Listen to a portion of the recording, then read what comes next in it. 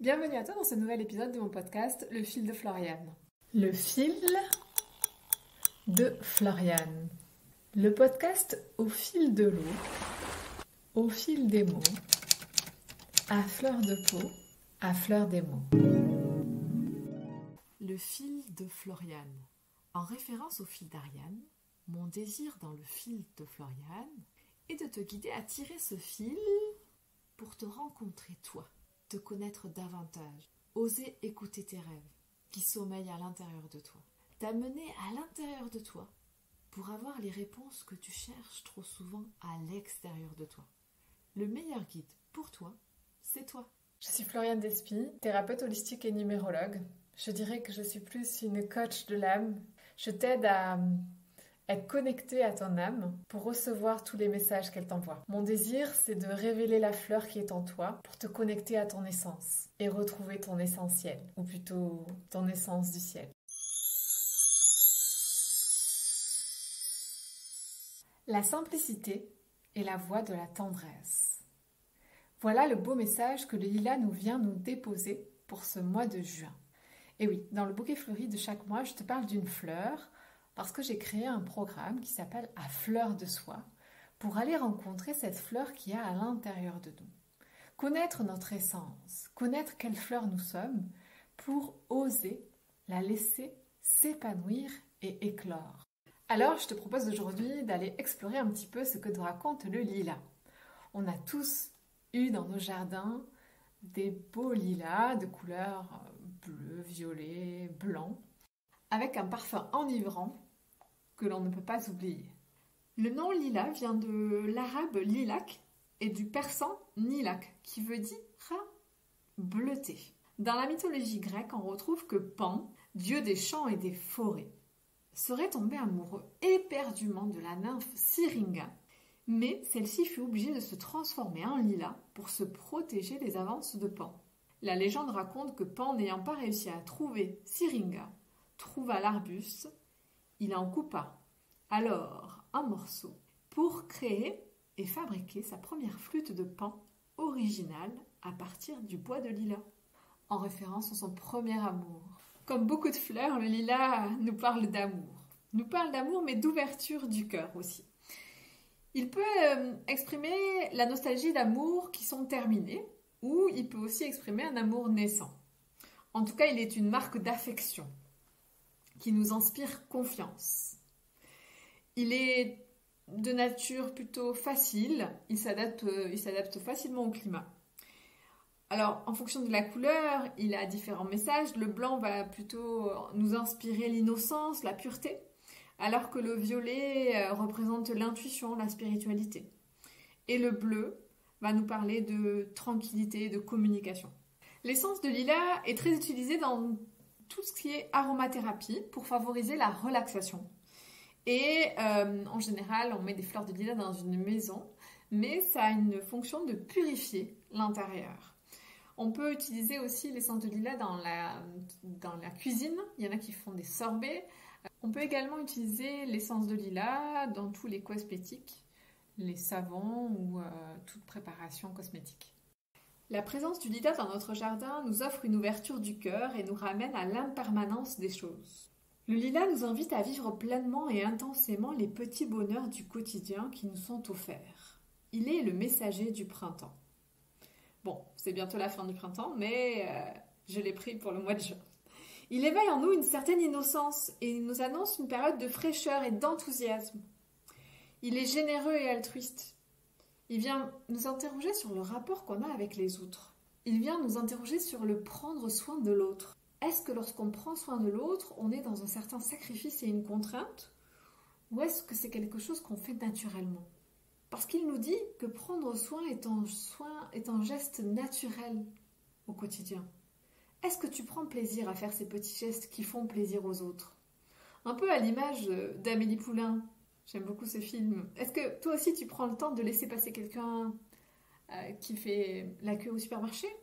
Est-ce que tu laisses ta place dans le bus pour qu'une personne puisse s'asseoir?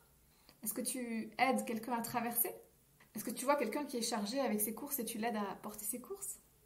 Tous ces petits gestes si simples, si gratuits, qui font tant plaisir, nous les accueillons toujours avec beaucoup de joie, dès que nous sentons que celui qui le fait a une pure intention d'ouverture du cœur en le faisant. Pas dans un sens héroïque, tu vois, mais plutôt avec la plus grande simplicité et le plus grand naturel. De voir l'autre sur lequel on voit sur son visage se dessiner un sourire en guise de remerciement parce qu'on l'a soulagé et que c'était peut-être qu'une fraction de seconde, une fraction de quelques minutes, mais il a accueilli avec plaisir ce qu'on lui offrait. Parce que quand tu prends soin de l'autre, tu prends soin de toi. Prendre soin, c'est un comportement naturel que le lilas nous rappelle. Est-ce que tu arrives à être spontané quand tu offres quelque chose aux autres? Ou est-ce que tu calcules ton geste ou tes gestes? La spontanéité nous ramène à l'innocence. Elle vient aussi nous interroger sur la confiance qu'on accorde à l'autre. S'ouvrir en confiance à l'autre, c'est se préparer à recevoir des relations stables, authentiques et grandissantes. Est-ce que tu as conscience de la valeur que toi tu apportes aux autres? Nous avons tous en nous une richesse inestimable. Est-ce que toi tu es capable de voir la tienne, de la reconnaître? C'est tout un chemin.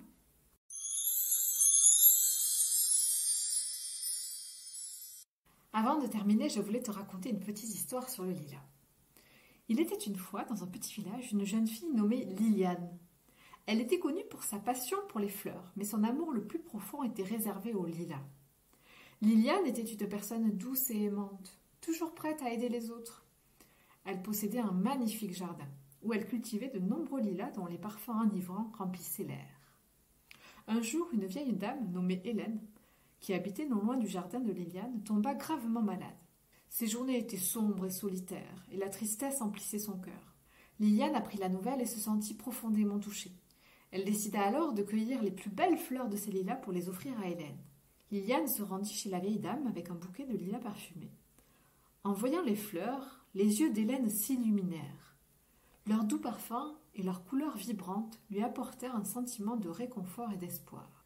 Chaque jour, Liliane rendait visite à Hélène en lui apportant un nouveau bouquet de lilas, lui offrant ainsi un peu de bonheur dans sa vie difficile. Au fil du temps, la santé d'Hélène s'améliora. Les fleurs de lilas avaient égayé ses journées sombres et lui avaient apporté un souffle de vie. Touchée par la gentillesse de Liliane, Hélène décida de lui rendre l'appareil en partageant sa sagesse et son expérience. Elle expliqua à Liliane que le lilas symbolisait l'amour, la pureté et le renouveau. Les fleurs étaient comme des messagers de l'espoir, capables de guérir les cœurs blessés et d'apporter la paix à ceux qui en avaient besoin. Hélène conseilla à Liliane de continuer à répandre cet amour autour d'elle, de semer des graines de gentillesse et de compassion dans le monde. Grâce à cette rencontre, Liliane comprit que sa passion pour les lilas n'était pas seulement une simple affection pour une fleur, mais plutôt une véritable mission. Elle décida d'ouvrir son jardin au public, invitant les gens à venir profiter de la beauté des lilas et à partager leur joie avec ceux qui en avaient besoin. Son jardin devint un havre de paix et d'espoir, un lieu où les âmes trouvaient du réconfort et de la guérison. L'histoire de Liliane et du lilas nous rappelle que la gentillesse et la compassion peuvent avoir un impact puissant dans la vie des autres.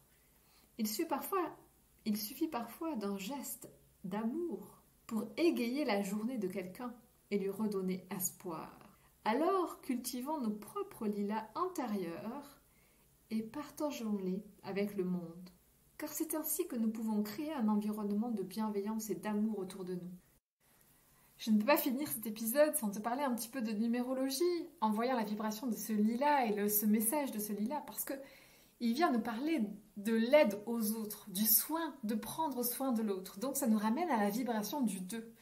Le 2, dans ses qualités les plus nobles et les plus divines, le 2 nous parle de dévouement, de gentillesse, d'amour d'autrui, de générosité.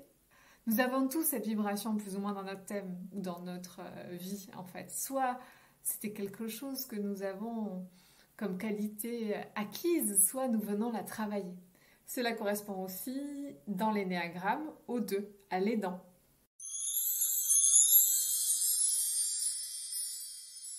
Alors, pour clôturer ce podcast sur le lilas, qui nous dit que la simplicité est la voie de la tendresse, j'avais envie de te proposer un petit rituel du lilas.